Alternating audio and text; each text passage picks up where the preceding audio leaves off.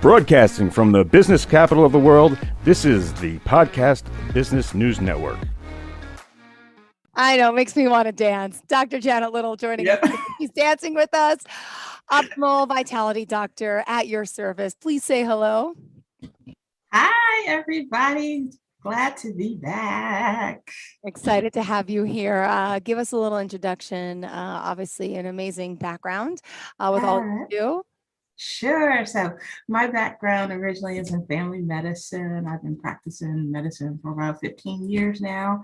And I'm also a trauma-informed professional coach. So what I do is work with healthcare professionals and other professionals, really move, particularly during this pandemic, move into thriving, move into finding their happiness and coaching them in a way that gives them the energy and the tools and strategies to really make huge strides in their lives.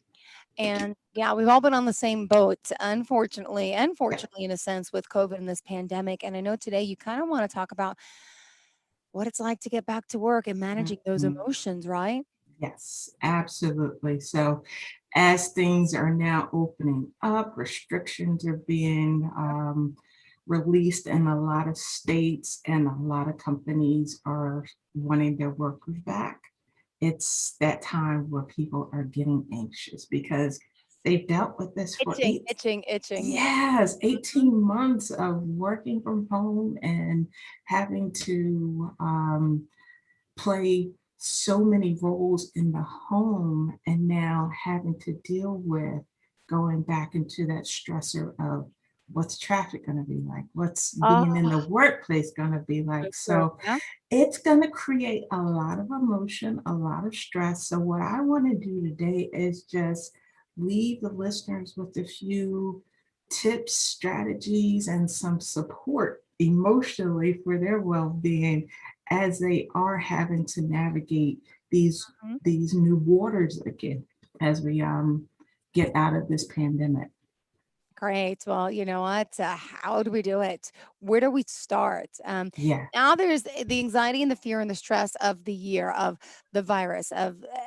Now it's the fear and the anxiety, the stress of getting back to work and back to that life and feeling that stress. I mean, boy, oh boy, the overwhelm doesn't stop, to be honest. Absolutely. Absolutely. So it's like our emotions and our stress are so interconnected. Yeah. And even though we may emotionally feel well, we can still experience stress.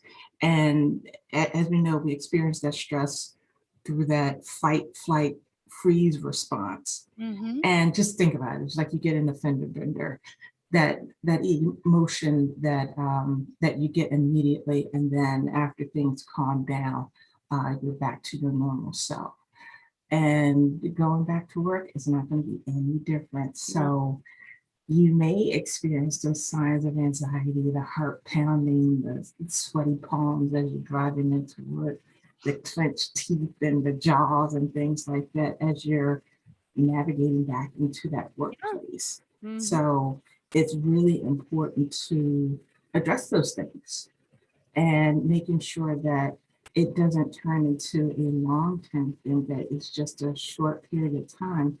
And even though we're in this pandemic together, everybody has experienced it at some level differently, whether you're a frontline worker or you weren't directly impacted by the pandemic, whether it's with your work or with your family. So I think understanding that a lot of us are still in that survival mode will allow us to gracefully get back into that. And I think it's important that not only the workers going back into work understand that, but our bosses and our employers need to understand what that stress is going to be like for the employers. So as to know that, if there's certain behaviors that are happening in the workplace, is not because this is a bad worker, this something else could be going on. And as I've said so many times before, it's okay to not be okay. And first and foremost, acknowledging that. Yeah. And when the employers can understand that, then I think it makes that transition a lot easier. Kind of like this too shall pass. Is that Mm-hmm. saying? Exactly. Ah, and it's happening to everyone. That makes me feel so much better. Mm-hmm. We are Mm-hmm. not alone You're not in alone. the That's right. of That's right. this. All right, good. So, like in regards to, what is the control circle, would you say here? Mm-hmm. Explain how that works. Okay, So, so think of it, and I'm glad we have this visual with it. So think of it as three concentric circles. So you have your circle of control, and those are our actions and our decisions. And then you have inside that circle, your circle of influence. And those represent like your relationships and other people that you can't control them, but you do have some effect on them. And then inside that circle, you have your circle of concerns. And those are the things that you can control or you do have influence over, and they do impact us. So, what I do recommend is thinking about, okay, what are those things that I can't control? You can't control the pandemic. You can't, oftentimes, if the boss says, yeah, we're returning back to work, you can't control that. So what are those things in your inner circle, that circle of concern that you can control? You can control your behavior. You can control your attitude. You can control your emotions and kind of get yourself set up to get back into that larger circle of control that you don't necessarily yeah, have control over. yeah. So Well, if that means, hey, you don't necessarily feel safe in the workplace, that might mean I'm going to wear a mask yeah, for my safety, even though I may be vaccinated. Or I would prefer to, even though we may be separated, I still prefer to wear a mask. So having those things that you can control. good. Yeah. And what would you say? How can a person structure really and now apply the situation specifically? Mhm. Okay, so there are so many uncertainties and unknowns coming up as people return to work, and our nervous system is working high alert right now, and Mm, our bodies are reacting to that. So when it's working overtime, just think of the stress as being like a lot of apps running in the background of your phone, and it's draining your battery. So even though you're not using those apps, you're still draining the battery. So because you're working overtime, I do suggest what's called the three S's, and that's structure, self-awareness, and self-care. okay. We can talk about that a little bit. Ooh, perfect. All right. Could you tell us a little bit more about this? Can we go specifically Sure. into the first S? Yes. So the first is structure. And so when we left the workplace to shelter in place, we lost our day-to-day structure. And that created stress for a lot of people. And so now you got used to working from home, and that structure is about to be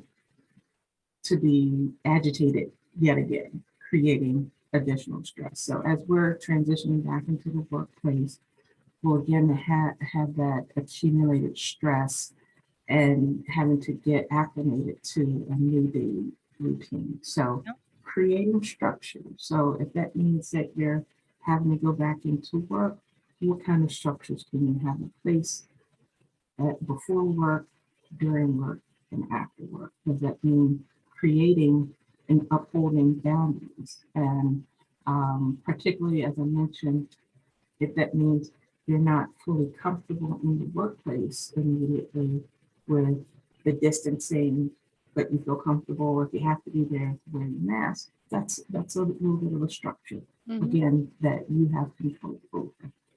And then your sleep and wake cycles, that may be affected as well as you're going back to work, because now you're having to get up earlier, travel to work, travel from work, all of that stuff.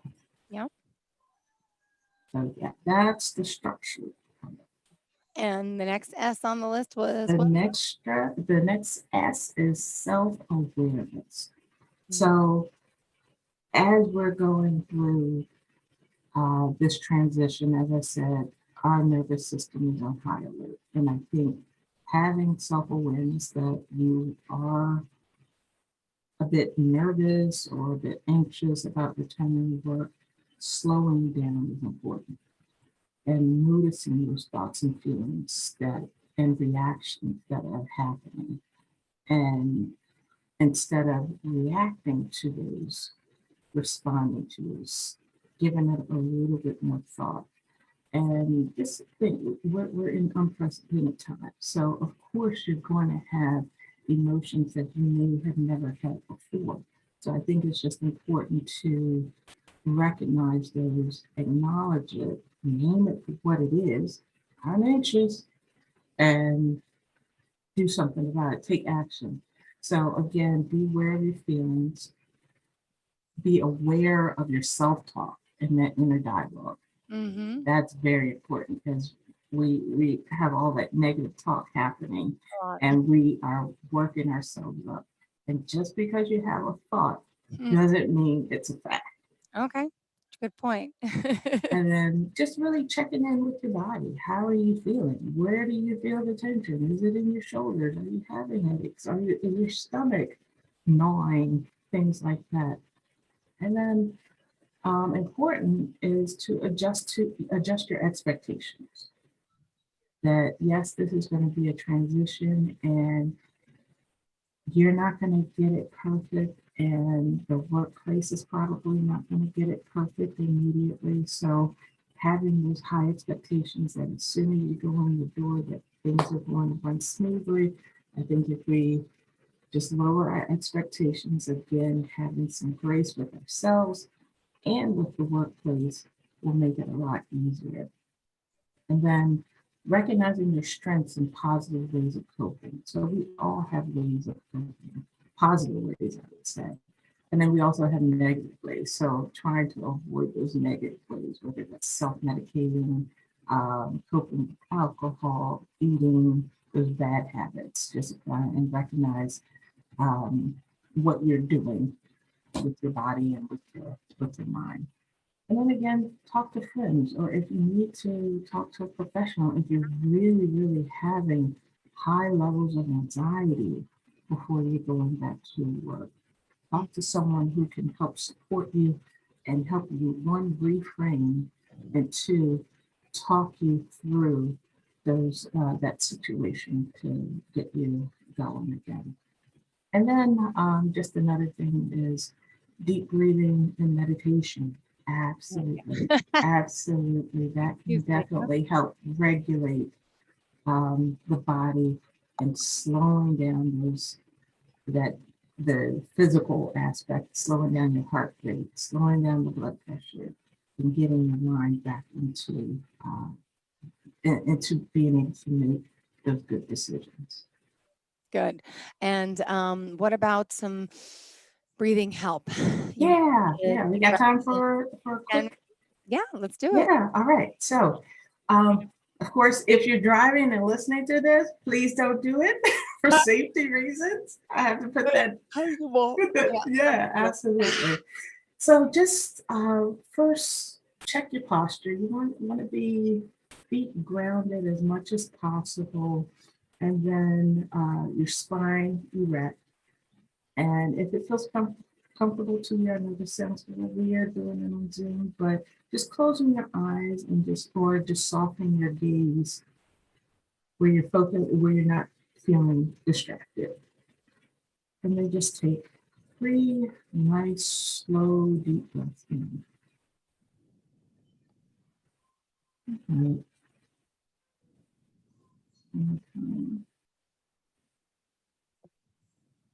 And out through your nose.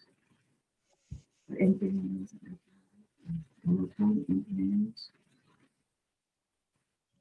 And out through your mouth.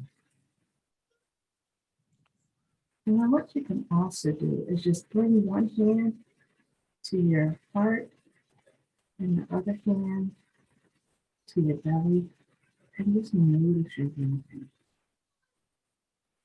And what we're going to do is just really quickly just do a quick body scan and just feel the weight of your feet. And just feel the feet touching the floor. And just notice every part of your body that is making contact with the chair and the floor. And then just bring awareness to your feet and notice any sensations in your toes, your feet, and your ankles. And then just continue moving up your legs to your calf, to your knee, to your thighs. And then notice your hips and your belly. And just allow your body to soften. And you just continue bringing your awareness up to your chest, to your back and your shoulders. And just loosen those up. And just breathe out any tension that you may be feeling. Oftentimes you carry all the tension in your shoulders. And just roll your shoulders back and just soften. And then notice any sensations in your neck and your jaw and your face. And just breathe out any tension that you may be feeling in your face, around your eyes, around your jaws. And just following these any sensations in your scalp or the crown of your head. And let's just take one last final deep breath in. And slowly breathe out. And just release any remaining tension. And then just, when you're ready, open your eyes and come back to the room. And just notice how did your body feel with that afterwards? I feel tiredly relaxed. Uh-huh. I'm supposed to be upbeat on this show. Not today. Shake it out. Just shake it out. I feel good. Wow. Yeah, and that's just Wow. within that less Thank than you. a minute. Yeah, within that Wow. less than a minute, you can calm that nervous system down. And you feel like you feel a little bit more clarity, that you can think straight. Yeah, I feel the air coming in my throat more, opening up. Yeah, absolutely. Absolutely. Yeah, I tend to breathe opposite than what I should be, letting the diaphragm open and pulling in. Mhm. Oh, And that's where self-awareness comes in. yeah, definitely more aware. Now, what about the self-care, right? The other Self-care, yes. And, I always talk about self-care. That's I think that should be the first test. But it's really how your personal practice and my self-care routine is going to be different than your self-care routine. And that's what those things that really contribute to your well-being. Mhm. And first and foremost, think about what's helped you in the past. And like massages for the physical self, exercise, walking, things like that. And then especially with everything that's going on in the news, having a healthy news diet. And that may mean setting boundaries for yourself and limiting how much news you're either watching or listening to, especially as you're traveling. A lot of us listen to the radio, things like that. You may need to put on a podcast like PBN and listen to this as you're traveling to work. That's a good 30 minutes. That'll get your mind in the right mindset as you're traveling to or from work. And then again, just limiting the news sources that you're engaging in. And if that means also turning off your notifications on your technology, your iPads and your phones and things like that, and giving yourself a limited amount of time to say, hey, I'm going to check my email or I'm going to check my phone at this time. Give yourself a short block of time during your day to do that. And then, as I mentioned before, self-medicating. We really have to take stock in that. And it's not just about what we're putting into our bodies. That could be shopping, over shopping, and gambling online, scrolling through social media. All of those things are ways that we're negatively trying to cope with our stressors. And of course, the overeating, the alcohol, substance abuse, and things like that. And then always making time for rest and sleep. That's always the hard part. Can we talk about that? Yes, absolutely. I am still working on this myself. It is on my goals of getting a better sleep routine. And that meaning, of course, turning off the technology an hour before you're going to bed. Um, Getting your room nice and cool, whatever's comfortable for you. Turning off the TV.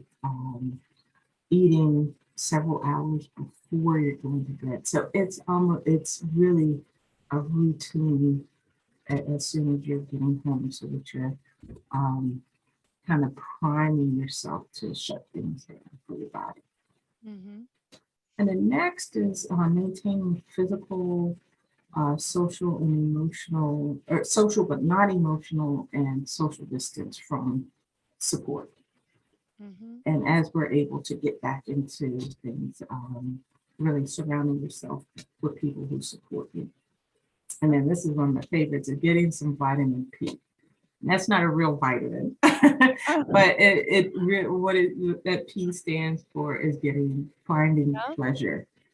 And whether just getting massages or taking a bubble bath or lounging, reading your favorite book, manicures and pedicures, whatever you find pleasure in, Hmm. get more of it. And then just allow yourself to have fun.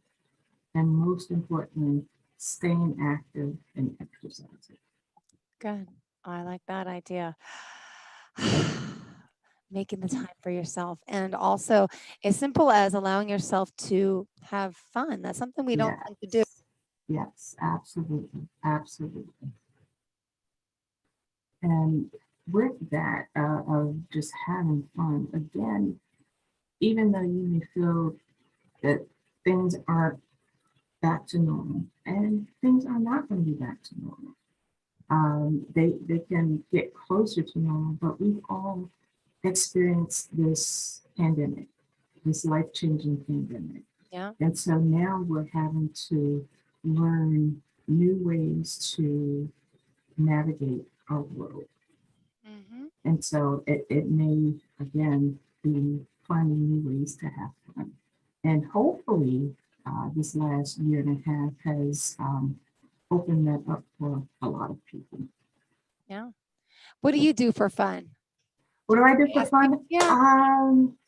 I started gardening and my plants are Ah, coming up. Yeah, so I did that. I've been doing that with my son, and we've been watering our garden and having fun good. with that. I enjoy bike riding. Mhm. Exercise is a huge one for me. That's like one of my non-negotiables that I know when my mood is different. It's like, when was the last time you Yeah. exercised? So that's an Good. important one for me.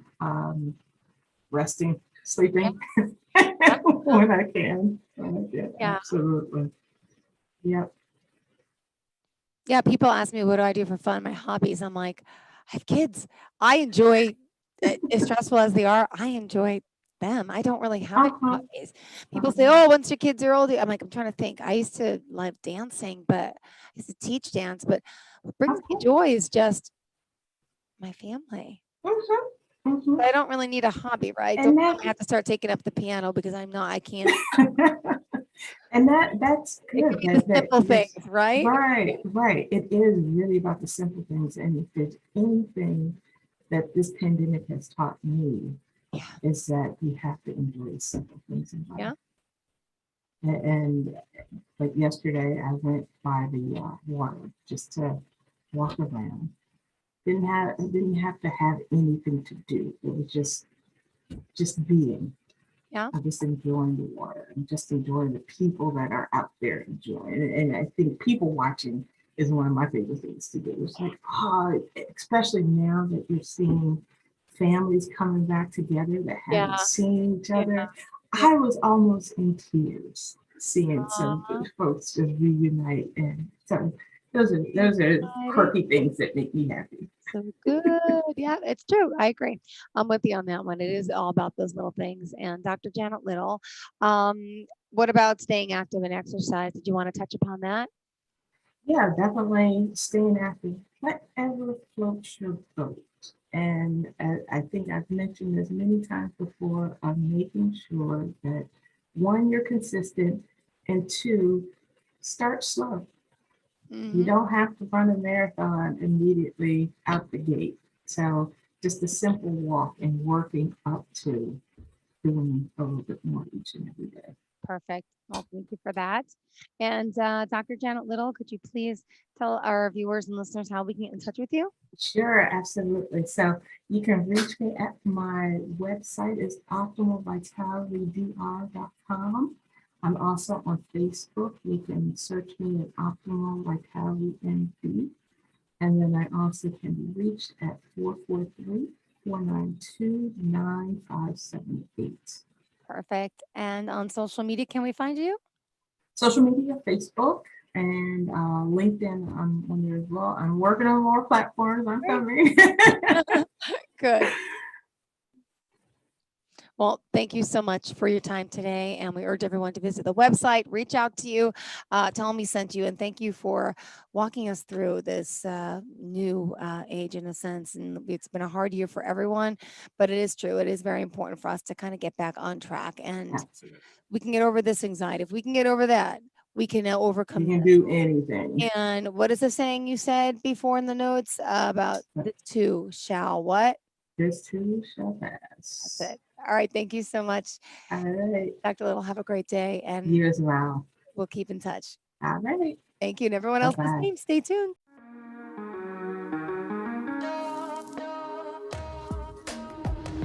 Broadcasting from the business capital of the world, this is the Podcast Business News Network. For nearly 2,000 severely injured veterans, everyday life has become filled with barriers. Day-to-day simple tasks can become pretty daunting. I have to carry my chair up 2 flights of steps or have somebody do it for me. What scares me the most is just the falling. When I'm struggling with my house, I think, to have that one great barrier just knocked down, it's crucial. Home for Our Troops is a wonderful nonprofit that builds a Mortgage-free, fully adaptive, handicap-accessible house. And there's no catch. It'll be our very first home that we've ever owned. This is a game changer. This is where your life begins again. We need you to join us in completing this important mission. Please visit hfotusa.org and help build homes and rebuild lives. Because of you, everything's going to be okay.